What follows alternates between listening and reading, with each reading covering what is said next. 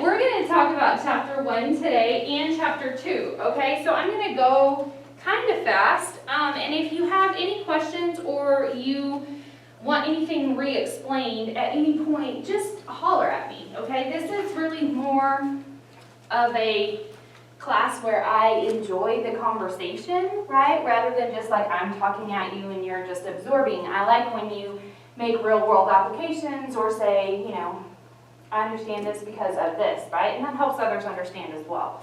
So stop me at any point if you have questions. But the first thing that I like to ask y'all is, why am I here? Okay, I've actually heard this question a bunch of times teaching this class, right? A lot of my students come in and they're like, I don't plan on giving speeches ever in my whole life. That's not something I'm going to do. I'm not going to make a career out of it. And so why do I have to be here? And a lot of them will say, well, it's because SBC wants my money, right? And I will say, no. Yes, but no, right? We do like your money, but that's not the reason that you're here.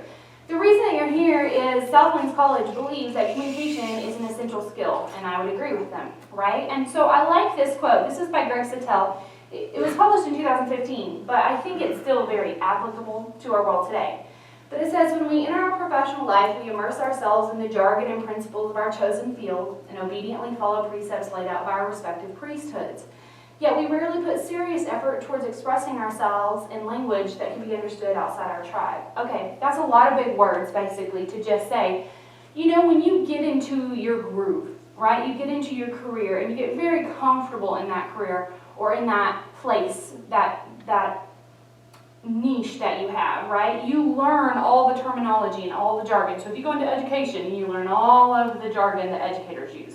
If you go into music, you learn all the jargon, right? When I say jargon, I'm not saying like throwaway words. I'm saying like the words that are important to that genre, right? So we learn all that and we're very comfortable in it. But then do we ever step outside of that and say, okay, but if I was going to try to explain this to someone who didn't know, could I communicate it, right? That's basically what that's saying. It says, we wonder why our efforts and achievements fail to resonate. It's become fashionable to say our present epoch is an information age. But that's not quite right. In truth, we live in a communication age. It's time we start taking it seriously. And I agree with that, right? If you think about all the changes that have occurred since the pandemic, so since March of 2020, we have changed the way our world works out of necessity. And some of that we've realized, oh, our communication here doesn't work as well, right? And so we need to make sure that our communication everywhere works really well. So yes, you are here to learn how to give speeches, but that is not the only reason you're here, and really not even the most important reason. My goal is that when my students leave my classroom, they are more effective communicators than when they entered my classroom. Okay, that's my goal. That's my single goal. If you learn how to give a speech, excellent. If you get really good at giving speeches, great. But that is not the end-all be-all of the class, right? The class really is more about becoming more effective communicators. So that is why you are here today. We're going to take a quick little tour through communications past to catch us up to where communication is today. And we're really only going to look at kind of two areas or two times. We're going to look at the ancient Greeks and Romans, and then we're going to skip to the 1900s because there's a lot we don't have time. So when we're looking at communications past, the first people group we have to look at is the ancient Greeks. So the ancient Greeks were the first really society who were starting to think about having a democratic nation, okay, democratic society. And so they spent a lot of time thinking about public speaking and thinking about communication and really studying how can we be better communicators. One of the ancient Greeks that I'm sure you've heard his name is Aristotle, right? He did a lot for lots of areas, lots of subjects, not just communication. But Aristotle was an important person in the beginning of communication. So Aristotle was a philosopher, and he thought a lot about the art of public speaking. Aristotle created or invented what we call the proofs, okay? There's two types of proofs. There's inartistic and there's artistic proofs. So an inartistic proof is anything that you can experience with your senses. You can see it, touch it, smell it, taste it, hear it. It's not created, okay? It just is or it isn't. So think about in the courtroom, if someone is on trial for murder and they hold up a bag and they say this is Exhibit A and inside the bag is the gun, right? The gun is an inartistic proof. It's not created by anyone. It is, right? It was either there or connected to him somehow, or her, right? Like, it's inartistic. The lawyer doesn't create it in any way, shape, or form. So he says one way that you can get people to be persuaded is through the use of inartistic proofs. But another way that you have to employ in order to persuade people is artistic proofs. And there are 3 artistic proofs: ethos, pathos, and logos. So ethos means ethics or credibility. So Aristotle said, I'm not going to be able to persuade anyone to believe me if I'm not credible. Okay, so when you think about credibility, if you had walked into my classroom and I was scattered, I didn't seem to know what I was talking about, I was really confused, maybe I was dressed in shorts and tennis shoes, maybe I didn't have any education, I don't have any credibility to stand up here and say, hey, here's what you need to know, right? So you can wreck your credibility, you can build your credibility, even if you wreck it, you can build it back up again, right? So credibility is important though, and if you think about our world today and all politicians, right, their credibility goes back and forth, right? And a lot of times it's just who is more credible to me today, right? Who can I believe better? But Aristotle said, in order for you to really believe me, you have to see me as a credible person. The second one is pathos. So pathos means emotion. So there's 2 ways that I have to create emotion in order for you to be persuaded by me. Number 1, I have to get you to be emotionally connected to the topic somehow, right? If you're not emotionally connected, if you can't see how this helps you in any way, shape, or form, or someone that you love, you're not going to care about it.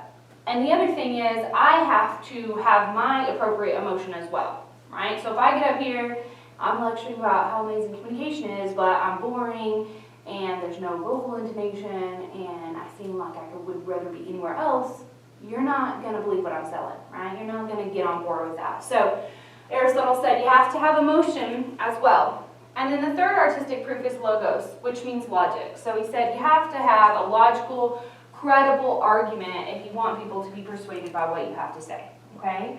So these are all things that the speaker creates, right? Whereas an inartistic proof, it's not created by anyone. An artistic proof is created, evoked by the speaker in order to get the audience to believe them, okay? So those proofs he created, and we still use them today because they still work, right? It still makes sense. All right, the second people group we're going to look at are the sophists, and they are also ancient Greeks. The sophists were actually a group of people. It's not just one person. The sophists were actually communication teachers who would travel around the countryside, and they would go to these little towns, and they would be like, hey, does anybody here need to learn how to speak better? And if people said, yeah, me, they'd be like, great, pay us the money, we'll teach you. Okay? And so they kind of went to these little towns, and they taught people how to be better communicators, but mostly they taught them how to win arguments, right? So Aristotle and other philosophers were like, well, they're not very good teachers because they don't really care about the truth. They only care about helping these people win, right? Whatever arguments they were having. So you got to think about ancient Greece, right? So if I go to the town elders and I'm like, hey, Jasmine stole my cow, and she's like, nuh-uh.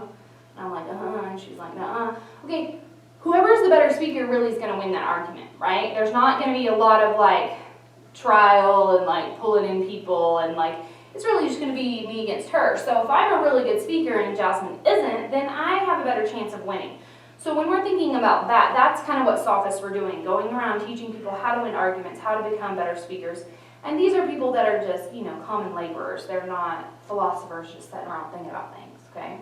So Aristotle thought they were kind of trashy, but we can't deny that the sophists brought communication to the common man. They brought communication out into civilization. They're like, here's things you can do to make your communication better. So historically, philosophers hated sophists, but we view them now, looking back at them, as like, hey, they did a lot for communication. All right, let's move on to the Romans. There's 2 Romans I want to talk about. One is Cicero. Cicero was an excellent public speaker. And he could give amazing speeches that would really just persuade hundreds and hundreds of people to follow him. Unfortunately, he spoke out most often against the Roman government, and they didn't like that, so eventually he was beheaded. which tells us with great power comes great responsibility, right? We're gonna take some from Spider-Man here, but it's true. He was an excellent public speaker, but then those public speaking skills kind of got him killed. And then we have Quintilian. So we don't know a bunch about him as a speaker, but Quintilian actually was a philosopher who just wrote everything down, everything that they were studying at the time about communication, about rhetoric. When we talk about rhetoric, what we're talking about is the study of words, okay? So the difference between like public speaking and rhetoric is not much. Rhetoric is the study of why the words were used that were used, okay? So when we talk about rhetoric, we're like, why did they say it that way? That's the study of rhetoric, okay? It's not really communication, but why they chose to use communication like that. So Quintilian wrote down tons of stuff about what they were learning, what they were thinking, what the theories were, and we actually have 12 volumes of work that were created by Quintilian. So he did a lot to let us know what was happening at that time with communication. So we're going to skip several hundred years and get to the 1900s, okay? So in the 1900s, early 1900s, universities and colleges are popping up in America, and they have a problem. They really don't know what to do with communication. Is it an art? Is it a science? Should it be its own discipline? Like, where does it go? So they stuffed in with English for a while until English is like, this is not really us, and then communicators are like, we're not really English. They finally separate it, put it in the College of Arts and Science. It is technically an art, so if you get a degree in communication, it's a Bachelor of Arts, okay, degree. And so now it's most commonly known as speech communication or communication studies, okay? As of 2020, we now, as Hopkins College call it communication studies. It's been speech communication here for a long time. But we're trying to mirror a lot of our sister schools in Texas that call it communication studies, which really is a better name for the idea of studying communication, okay? Because it's not, when you say speech communication, everyone thinks, oh, you just give speeches. I gave speeches while I got my degree, but that is not the main thing I did, right? The main thing was studying all different types of communication.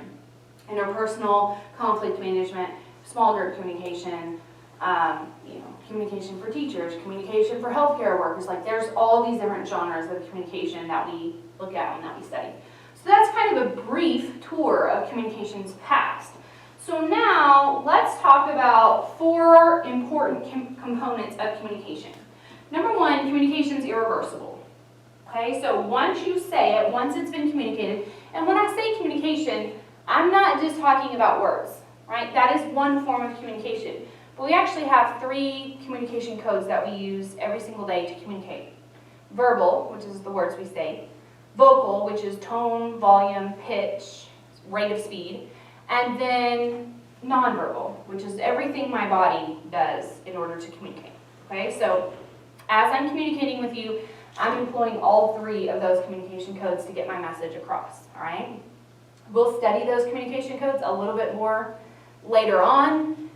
Most important to remember about that is nonverbal is the most important communication code, okay? It's not the words I say, it's what I do when I'm saying them, okay? So, number 1, communication is irreversible. Once I've communicated with you, I cannot take it back. I mean, I can say, I'm sorry, I take that back. But does that erase it from your mind? No, right?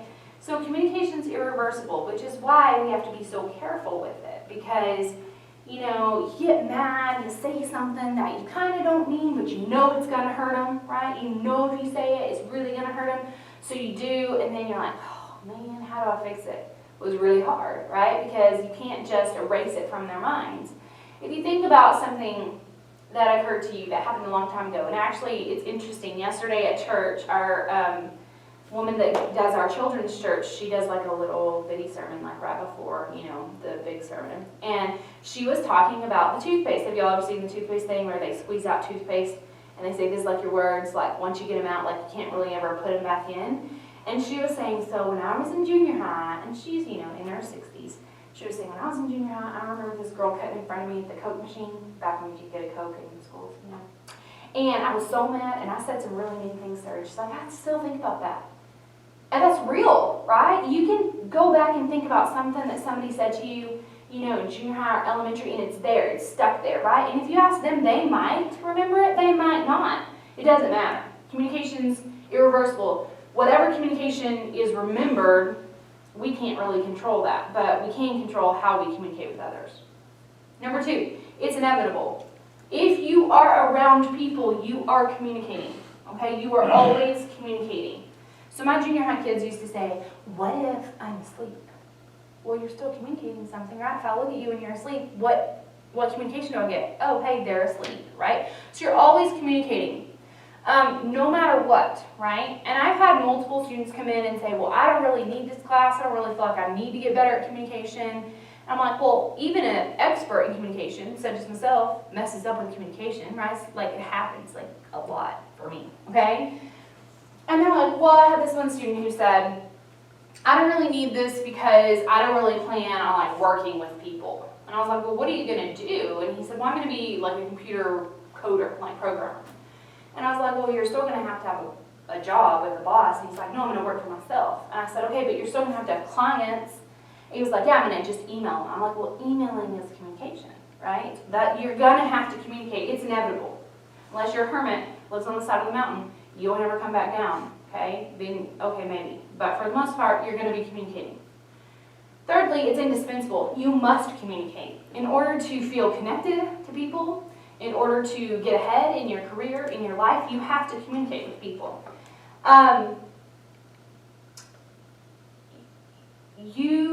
As a human, we're pack animals. We're meant to live together in a society, right? In a tribe, in a town. And so we need that communication in order to help our fellow man, right? Like, we have to have communication. And then finally, it's not infallible, okay? So just because I believe communication is irreversible, and it's indispensable, and it's inevitable, it doesn't mean that it fixes all the problems everywhere all the time, right? If you've ever watched a show or read a book and been like, man, if they would just communicate better, their problems really would get fixed, right? And that's probably true, but there are times when communication doesn't help, okay? Even though we're doing the best we can to communicate with others, it doesn't mean it solves all our problems. It doesn't mean that just because you're good at communication, you don't ever have any fights with anybody. You don't ever have any misunderstandings. Yes, you're always going to have that, because communication is never 100% achievable, okay? Whatever message is in my mind, I'm never going to 100% get it to your mind the exact same way, okay? And why is that? Well, because the communication process is a little bit messy. So I'm going to skip this slide, but I'm going to talk about it as I'm talking about the next slide, okay? So here's the communication process, and I have it written down here because last week my computer was not really working very well. So it's the same thing. That's our communication process. That's how communication works, okay? So over here we have a sender. This is the person initiating the message, right? So they encode the message. That means that they take all the words they know, and they take their volume, their tone of voice, and they take their body, and they put their messages in their mind into words and actions, okay? Now, that's subconscious, right? We do it in a split second. We don't spend tons of time thinking about it on the regular. Sometimes we do. But for the most part, we encode instantaneously. It's just a part of us. So we send that message, and the message is in the middle because it's our goal. It's what we always want to achieve, right? We send the message through a channel. So a channel would be like face-to-face communication, or did I text it to you, or did I call you on the phone, or did I send it through email, or did I broadcast it on the radio, or did I get on TV? Those are the channels, right? There's really 3 main channels. There's face-to-face, there's computer-mediated, so text, email, IM, and then there's mass comm, so radio, TV, something that's very public, okay?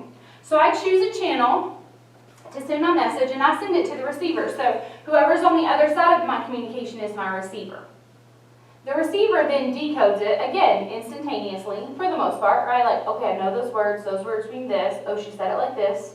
She means it like this way, right, in this mood. So they decode the message, and then they send feedback. So that's the message back to the sender. Now, you're always sending feedback. Okay? Even if you're not speaking, you're always sending feedback. So think about this classroom. I'm up here talking, but I'm getting communication from y'all, right? If you're nodding your head, if you're writing something down, if you're having eye contact, all of that is part of feedback, right? That's all nonverbal communication. So you're always sending feedback. Okay, well that's nice, neat, and super easy, right? Except for there's more components than that. So straight through the middle of our communication process, we have this little lightning bolt, and it says noise. Okay, so there's two types of noise that we are always dealing with. There's internal, also known as psychological, or external, also known as physical. So external noise or physical noise is anything happening outside of you is keeping you from paying attention. So maybe, there's loud music that's around and you can't really hear. If someone came down the hall walking and talking really loud, that would distract you, right, for a minute. Or maybe, if you've ever been in a test and it's really quiet, but you got that one person, right, like, I cannot concentrate with the pen clicking. Anything outside of you that keeps you from paying attention, that's physical noise or external noise. But that's not even the loudest noise, okay? The loudest noise is internal. All the things that you're thinking right now, everything that's happening inside your body is creating noise, right? Because we can't really fully pay attention all the time for an hour and 15 minutes. Like our attention span at max is 10 to 15, okay? So when you wander away from me mentally, that's noise, right? So maybe you're thinking about, man, I should have eaten breakfast this morning. Or I shouldn't have eaten breakfast this morning. Or I should have had more breakfast this morning. Or I wish I could have finished my coffee that's sitting over there, but it didn't get to, right? Or I have all this to do today, or I didn't get my homework done. Whatever it is you're thinking about, that's internal noise, okay? Maybe you're in pain. Maybe you're sad. Whatever emotions, whatever you're dealing with right now, that's your internal noise. And so our internal noise or psychological noise, it's extremely hard to quiet, right? It takes a lot of effort to quiet that noise. And that's why listening is so hard, because you're always combating that noise, okay? So that's one thing that messes up our communication, right? I'm really bad. Well, I was worse about this. When my husband coached football, I've watched a million football games. I don't really get football. Like, I don't understand all the positions. I don't understand what they're supposed to do exactly. I know enough to follow a game, but not enough to coach it, right? So, but when he was coaching football, he'd come home and he'd be like, "Babe, today in practice, we were running blah, blah, blah, and so-and-so was supposed to do this, but instead they did this," and I was like, I had a lot of internal noise, right? Because one, I don't understand what we're talking about, and two, I didn't understand, so it wasn't that interesting, so I do that fake listening thing, and so obviously the message isn't really getting across, right? He's not really getting his message 100% into my mind, okay? So that's noise. That's one issue that we have. But then we also have the environment. Okay, so the environment is outside our communication process. It's the who, what, when, where, why, how of the communication. Okay, so who is it that I'm talking to? That changes the way my communication works. Am I talking to my husband? Am I talking to a friend? Am I talking to a student? Whoever it is that you're talking to, your relationship with them changes the communication. Okay. Now, some people might be like, "Oh, that means you're fake." No, that means you're an actual person, right? Everyone's communication changes because that's called code switching. If you can do it, you're really good at communication, right? You shouldn't ignore code switching. Okay. I gotta drink some coffee for a second. So my who's important, my what's important. What are we talking about? Are we having to talk about something super serious that has important consequences? Are we talking about something funny? Whatever it is, that kind of changes the way we take that message in, right? If it's something lighthearted, if it's something like, football practice, that doesn't really have any effect on my eternity, right, on my eternal life. So, not that important in the whole grand scheme of things. If it's a doctor telling me I have cancer, okay, whoa, we have to stop, right? It's a big message that's occurring. The when is really important, okay? I don't know about y'all, but I'm not really a morning person. I teach 8 a.m. classes, but I'm not, before 6:30, I'm not really nice to anybody. I can't control my tone, you know what I'm saying? I don't have bad thoughts about people, but my tone sounds like I hate you. But it's because it's early in the morning, right? So, for me, if my husband wants to talk about something serious, we shouldn't do it at 6 a.m. Luckily, he's not really a morning person either, so we're not talking about something serious at 6 a.m. We might wait till 7 or 8 p.m., right? The time matters. The where, okay? Am I having a conversation in my home? Am I having it at school? Is it at work? What is the context of the situation? Because then that changes the way that I communicate, the way that I listen, how much intensity I put into the message, right? So the environment changes lots of things about our communication, and sometimes we don't catch up with our environment, you know? Like sometimes we're like, we get caught in a different environment or a different time or a different person, you know? And so it kind of changes our communication. So say I'm in the hall talking to one of my coworkers, and we have really good relationships, we're very close to all my colleagues, and then one of my students comes up, I might be less professional with you if I'd just been talking to them, because I've been talking to them on a friend basis, right? And then you come in, it's not really teacher-student, like I have to switch that code, right? Okay, but then that's not all. We also have worldview. So worldview is outside of the communication process as well. Worldview is the number one thing that keeps our communication from being heard completely. So your worldview is just that. It's how you view the world around you. Your worldview is made up of every instance, every moment that has ever happened to you up until this point in time. So your worldview right now is going to be a little bit different than your worldview at 9:30 because you've had more communication, more experiences at that point, right? So your worldview is made up of who raised you and what their beliefs were, and how you went to school and how you were treated and your religious views and all sorts of things, okay? Every experience you've ever had creates your worldview. And your worldview is never going to be like my worldview. In fact, your worldview is not going to be like anybody's worldview. You're going to have your very own worldview that no one else will fully be able to comprehend. It'd be like if each one of us was wearing a different color pair of glasses, right? And I'd be like, how do you see that blue frog over there? And she'd be like, no, it's pink. And he'd be like, no, it's yellow. And he'd be like, well, I see green. And none of us would really be wrong because that's exactly the way we see the frog, right? But it's not the same, okay? So that's the way we view the world around us. The way I see it isn't the same as you, okay? I'm older. You know, I don't know your home life, right? My parents are still together. I was raised in church. I'm a Baptist. That's where I was raised. But you think about your family, right? Your brothers and sisters. If you were raised the exact same way, you still don't have the same worldview, right? They still think some different things than you think. And it's because of all the experiences that have ever happened to them has created that worldview. So when we think about communication, not only are we combating noise, and not only are we combating the different environments, but then we're also combating our worldview. And that's why communication is never 100% achievable, because I can never really get what is exactly in my mind out to you. Okay? So the communication process is super messy and a little bit complicated. That's why communication is complicated. And that's why it's not a fix-all.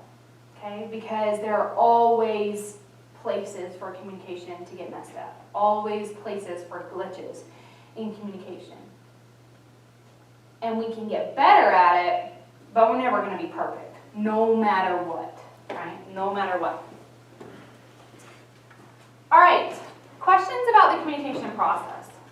It's pretty simple. It's just a lot to, like, that's a lot to think about, you know?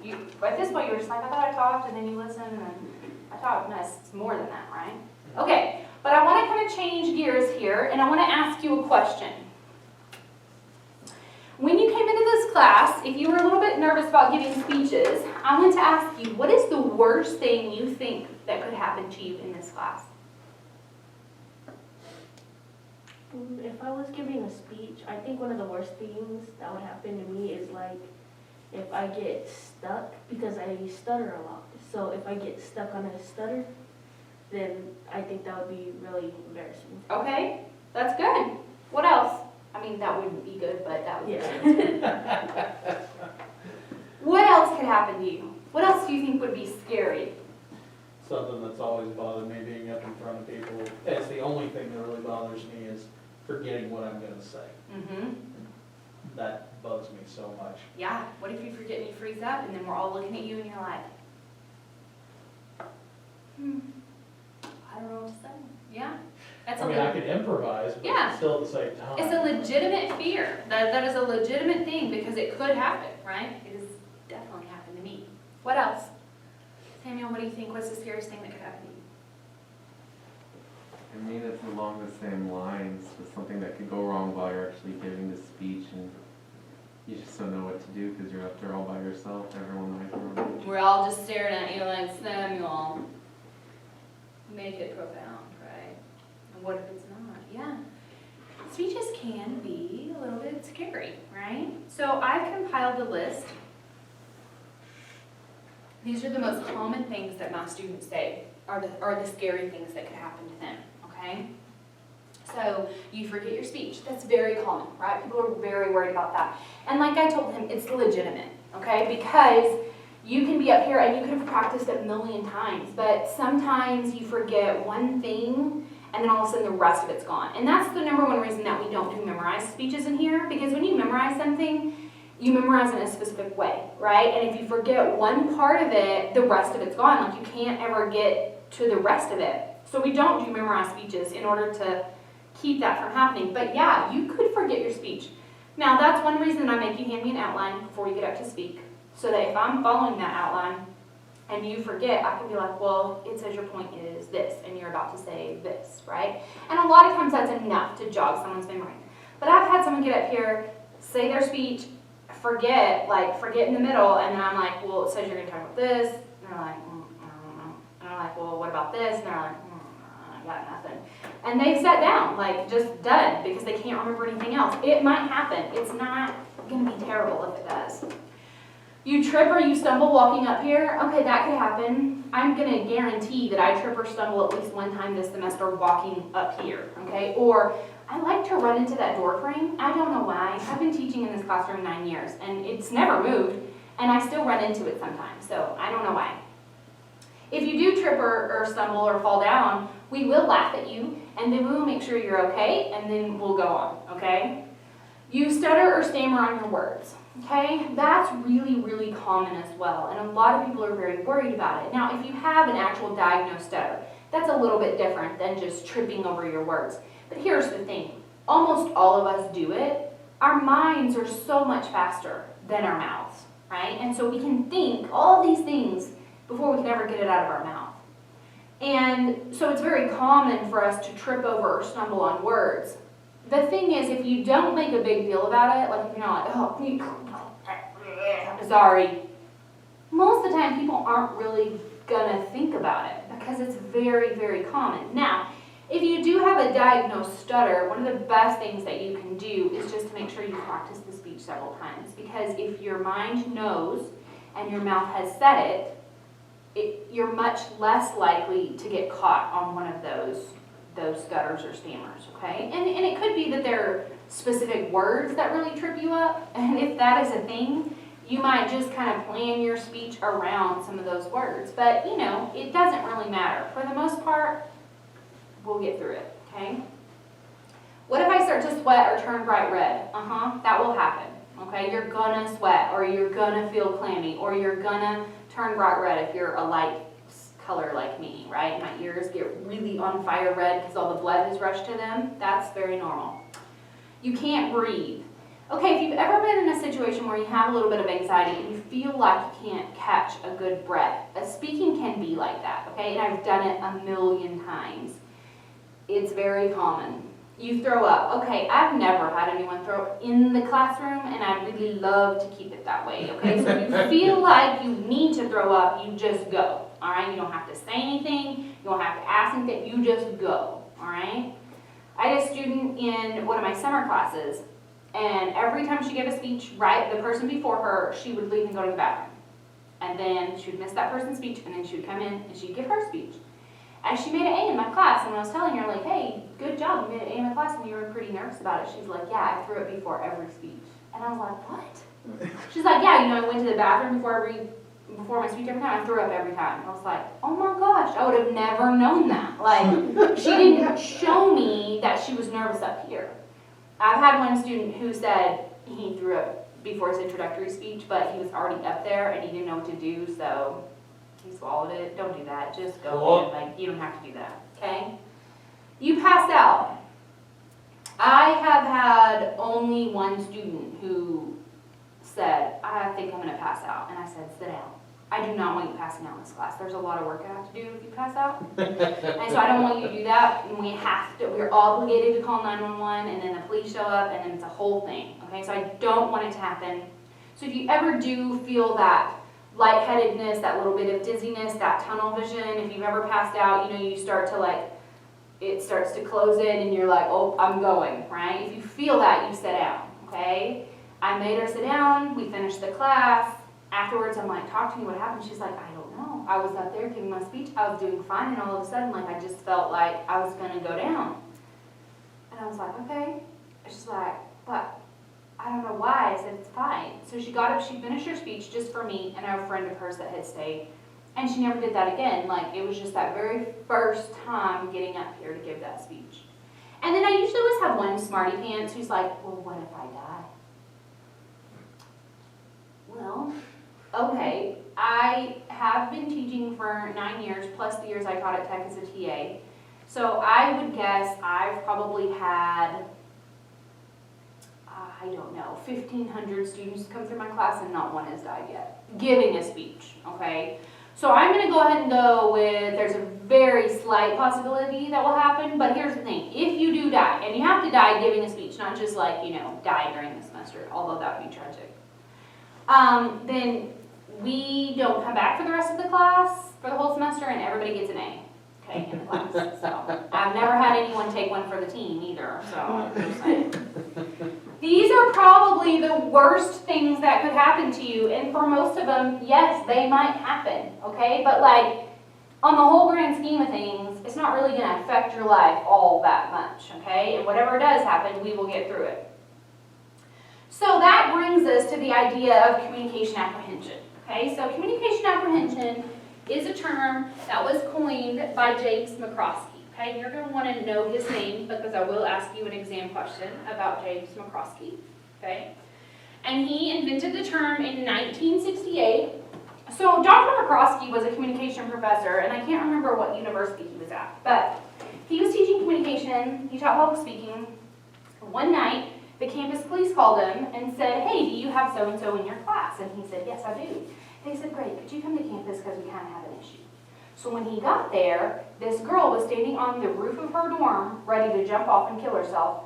And when they asked her why, she said she had a speech in Dr. McCroskey's class, she couldn't do it. And so they were like, ooh. So they brought him in, they talked to her, she came down, she did not kill herself.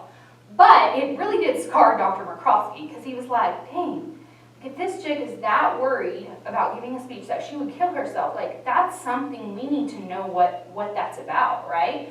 So from that point on until his death, which I think was in 2012, but don't quote me on that date, he studied communication apprehension. He's the one that coined the term. He said, this is what we're calling it, communication apprehension, and this is the definition. An individual's level of fear or anxiety associated with either real or anticipated communication with a person or persons. I love that definition because I like that it says anticipated communication. Because I will say that some of the scariest times I've had, or some of the biggest communication apprehension I've ever had, is with a anticipated communication, right? Like it hadn't even happened yet. Like I'm anticipating having to go in and say whatever, right? Like, so I like that definition. So, and the other thing about that is it means that no matter what, you're probably always going to deal with some type of communication apprehension. There are very few people in the world that never get nervous about anything, right? I'm definitely not one of those people, okay? I'm an Enneagram 6, if you know the Enneagram, so I'm like a nervous nun, all right? So, I like the definition. And what does communication apprehension feel like, okay? It's sweaty palms, difficulty catching your breath, it's a racing pulse, your blood rushes to your head and neck, you have a heightened emotional response. So basically, communication apprehension is stage fright, right? Or also an adrenaline rush, okay? When you feel all those things, it's that fight or flight response. And a lot of people pay a lot of money to get those adrenaline rushes. That's why people jump out of airplanes, right? But I'm going to give it to you in this class 4 times for free. Well, you paid for it, but you know what I'm saying? Like, I'm going to give that to you, okay? I don't know how you are going to respond to your communication apprehension when you get up here the first time. It's always kind of a fun little surprise for me. How is this student going to react to their communication apprehension? Most people, you know, that have the sweaty palms, they wipe their hands a lot, they get nervous. And so they move a lot. And in speech, I tell you, the more still you can be, right, stand still, the better it is. But for the most part, people, it's hard, that very first speech, right? And so they're swingers. This is what I call a swinger. I know that's not, the term that you might think of, but, or they're shifters, they're hip shifters, where the weight goes back and forth. They're messing with their hands, they mess with their hair, they put their hands in their pockets. Sometimes have pacers, right? I can't stop talking. They're like a real hellfire and brimstone Southern Baptist preacher, like, you will die, you will go to hell, right? They just don't stop moving. One time I had this student who paced so quickly. I mean, he was like basically running back and forth and giving his speech. And then when his speech was over, he was like, Miss, I'm really tired. I was like, yeah, you ran 3 miles and gave a speech. So like, I get it, right? Yeah, I get why you're tired. I had someone who clapped the whole speech, his whole speech. He clapped like this. And like after like 2 minutes, like that's kind of obnoxious, The whole speech he clapped. And when it was over, I was like, Nigel, that was a really good speech, but next time let's work on the clapping. And he was like, I don't know what you're talking about. I was like, just watch a video. So he comes back to class, he's like, Miss, I clapped the whole speech. I'm like, I know, I was there, right? He didn't even know that he was doing it because he was so nervous. The heightened emotional response, guys, this is real, okay? Like, this is real. I don't know how you're going to feel when you get up here. So I had one student who gave her first speech, and she just started to cry. Like, tears were just, like, kind of rolling down her face. She wasn't, like, sobbing. It wasn't a sad speech, but she was just crying from the nervousness. And she was a twin. I had both of them in class, 2 girls. And so she was real quiet, real shy, not a super bubbly people person. She sat like way at the back. And then I had her sister, the twin, who was cheerleader, loud, vivacious. She sat up here. And so when that girl's done speaking, she was like walking back to her desk, and I was sitting over there where Max sitting, and I was like, good job, She looked at me, she goes, I hate you. And her sister turned around, she looked at me, her eyes were super wide. She was like, she never cries. I've never seen her cry. And I was like, oops, I don't know. So that was the only time she cried. She got up, the next speech, she was fine. Like, it was just that very first initial communication apprehension that happened. And she ended up making an A in my class, and the loud, bubbly one ended up making a B, because my class really isn't about what a great speaker you are. It's about listening and following directions. So, the other thing you might do is you might be a nervous laugher.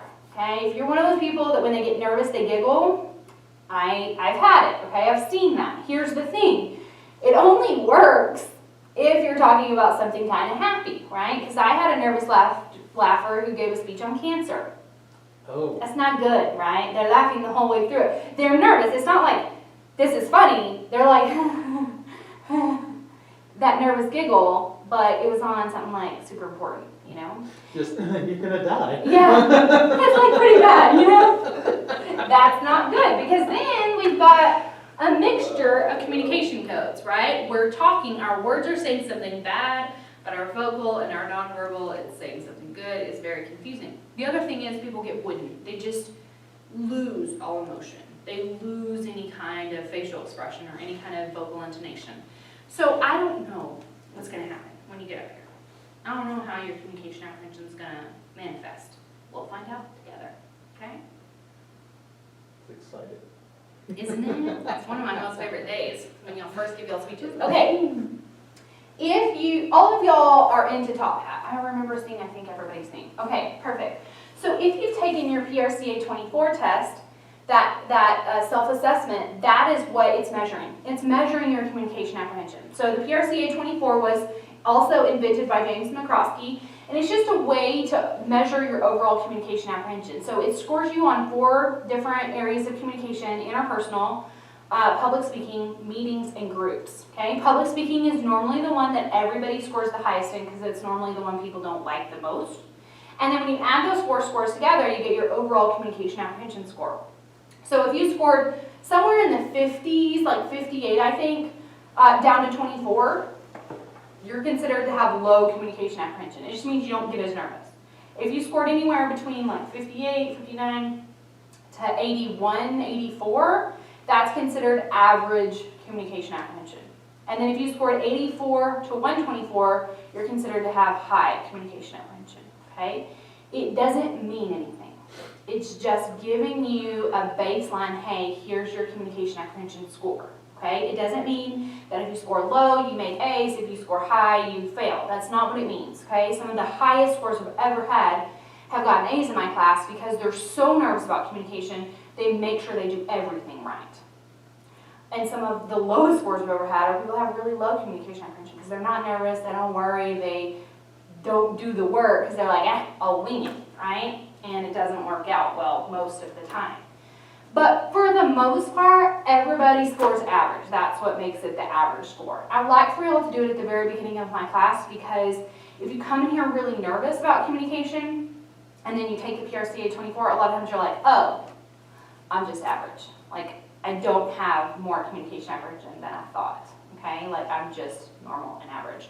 So, my score is a 72. It's been a 72 since college. I'm still average communication apprehension, which annoys me, okay? I want to be like, I'm low because I teach it all the time, but no, I'm still average, okay? You can get better at communication apprehension, but for the most part, that's kind of your baseline. Ultimately, in the beginning, here's what I feel like, right? I can get better at it, but in the beginning of it, this is what I feel like. So, the big thing that people are saying is like, yeah, that's all well and good. How do I fix it, right? Well, yes, you can use Jesus. He can help, right? But also, one thing is to really be mindful of your breathing, okay? A really easy way to get your anxiety amped up is to lose control of your breathing, all right? And so, when I say take deep breaths and be relaxing, like, I know that's like easier said than done, but I like to use the 7-5-3 technique. So you breathe in and you hold it for 7 seconds, and then you breathe out and hold it for 7 seconds.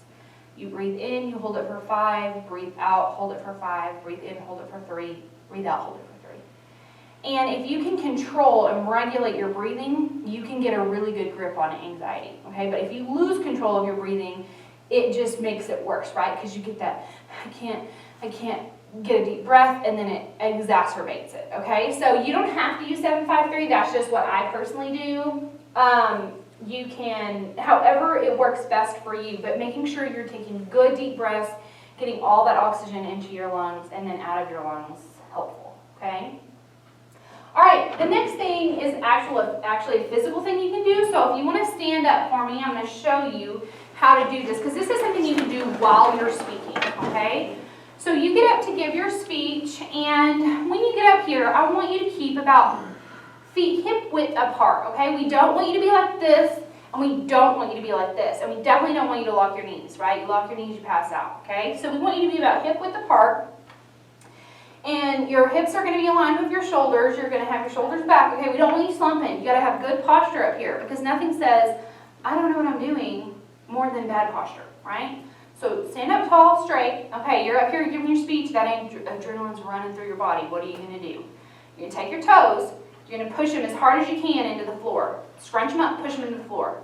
You're going to try not to lean forward. You're going to try to stay tall, but you're pushing your toes in. Now, eventually your toes are going to get tired, and you can let them go, right? But that's taking that excess energy and pushing it out into the floor. If you get nervous again, squint your toes. For the most part, I'm not going to see that. I might see you tense a little bit, but I'm not really going to see what your toes are doing. I mean, if you're wearing flip-flops, I will, but I'm not really looking at your feet for the most part when you're giving a speech, right? That's just going to take that energy and kind of push it out so that you cannot do the swinging and the pacing and the fiddling, right? We're just forcing that energy down and out into the ground. Okay, you can sit. A thing that I think is often overlooked is being positive, okay? Thinking positively. I am kind of a hippie, okay? My husband says that a lot. And it's mostly because I really believe like that our minds can change our reality. And I'm not alone, okay? So the New Scientist, and this was in 2018, says our minds aren't passive observers simply observing reality as it is. Our minds actually change reality. The reality we experience tomorrow is partly the product of the mindsets we hold today. So if I'm constantly thinking negatively about the life that I'm living, am I reaping a positive life? No. No, it doesn't work like that, right? So if you're negative about, oh my gosh, I have a speech in speech class, oh my gosh, it's gonna be bad, I'm probably gonna fail, I'm not gonna do well, it's gonna be really bad. Are you gonna be able to get up here and be amazing? You've been telling yourself for 3 or 4 days that you were bad at it. So that's when self-fulfilling prophecy occurs, right? Because you told yourself you're bad at it, your mind believes you're bad at it, and then your body reacts accordingly, okay? The Bible tells us this, right? Whatever a man sows, he reaps. If you're sowing negativity, you're reaping negativity. If you're sowing positivity, you're reaping positivity. And I'm not saying like get up and be like, I'm the best thing there ever is, like I'm amazing, I have to practice, I'm super good at this. I'm not saying that, right? You're putting the work in as well, but you're giving yourself some positive basis. So the idea of neuroplasticity is an interesting occurrence in which our brains change shape and form depending on our circumstances. What's even more intriguing is that if thoughts are repetitive, our brain connects synapses that were previously stimulated to associate those thoughts and behaviors and turn them into habits. I think that's super, super interesting because like I can look back at my life and see where I did that to myself, right?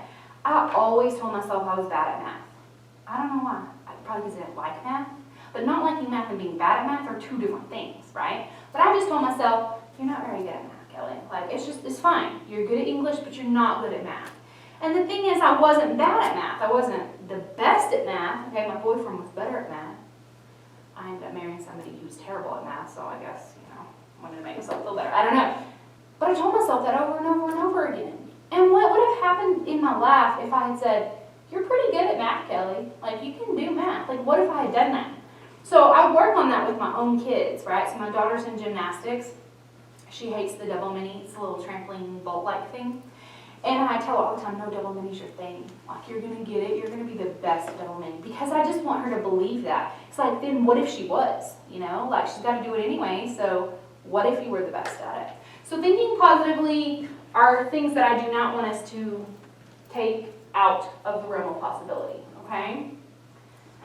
I'm not going to talk a lot about this, but you can add a lot of positivity to your own life in a lot of different ways if you'll just be conscious of it. But the main thing, the main way, and I don't know that this YouTube video will play for us today, but the main thing is to practice, okay? If you want to be communication apprehension, you have to practice. This is our performance-based class, okay? So what that means is when you come in here, you're performing for me. If you wouldn't, go to any kind of competition without practicing, you shouldn't come to speech class without ever practicing your speech, right? What's your instrument of choice, Samuel? Flute. Flute.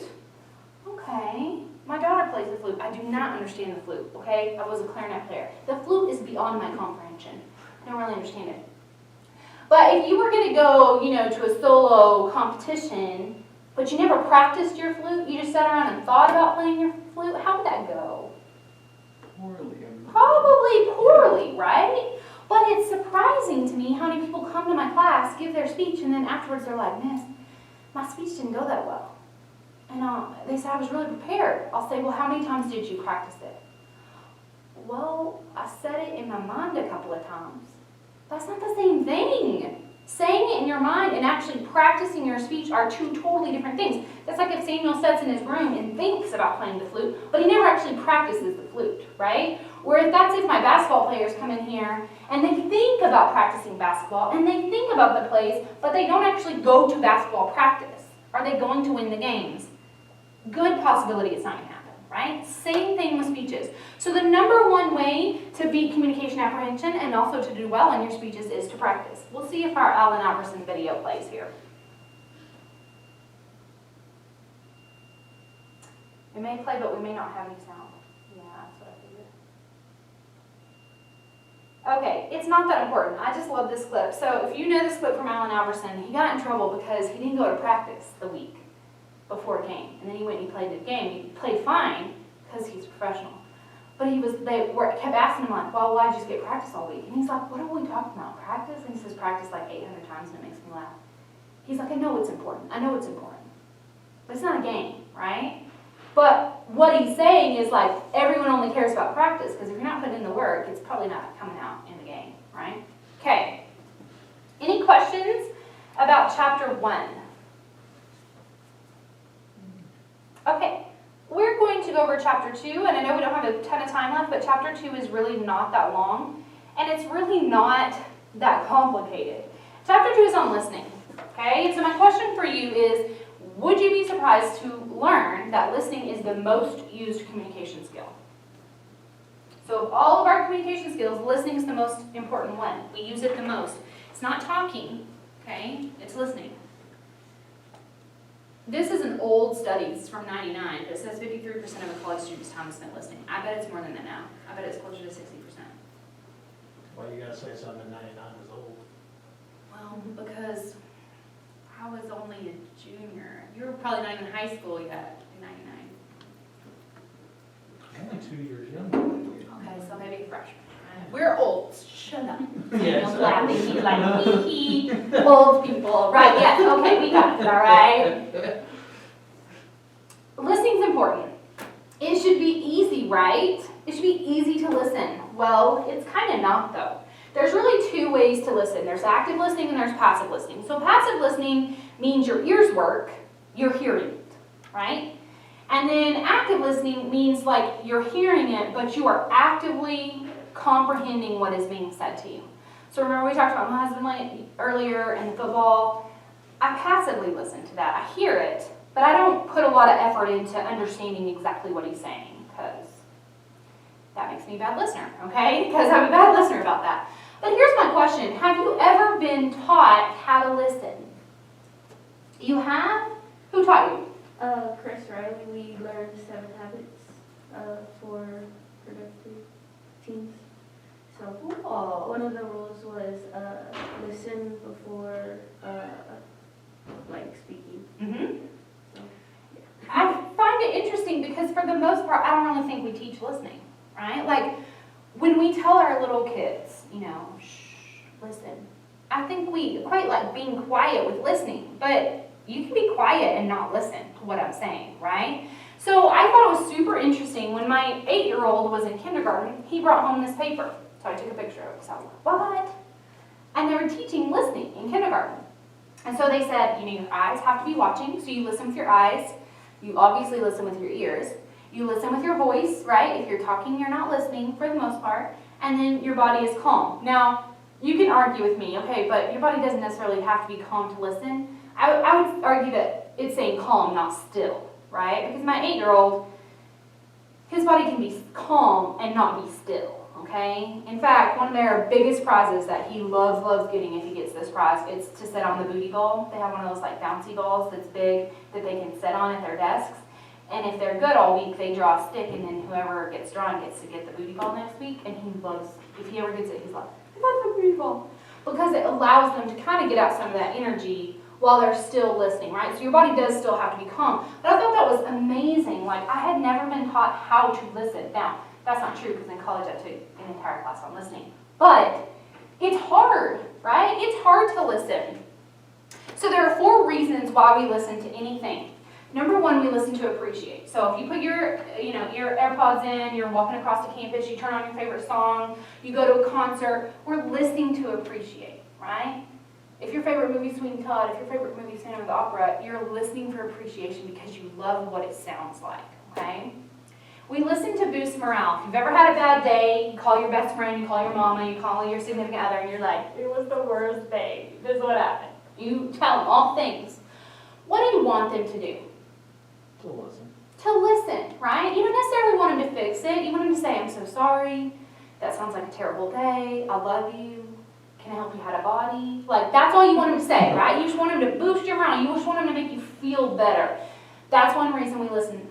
We listen critically, okay? So this is what you do if you're in an argument, right? And you're listening for the slightest incorrect detail that you can then be like, oh, but you said this and that's wrong, right? So we listen critically for any inconsistencies. And we also listen for definition. That's the reason you come to class, right? You're listening for information. I'm giving you information you may have not previously heard. That's listening for definition. Okay? I tried to make it ABCD so it'd be easy to remember. Appreciate, boost morale, critical, and definition, or defining. So, the reason that listening is hard is because we already know we have listening barriers, right? We already know we have 2 of them, internal and external. and the internal's so much louder than the external. Those block our ability to listen to other people. What we're thinking, what we're feeling, everything around us keeps us from doing a really good job of listening, right? So if I have my phone in my hand and I'm scrolling social media, somebody comes up to me and starts talking, I have to make a conscious choice,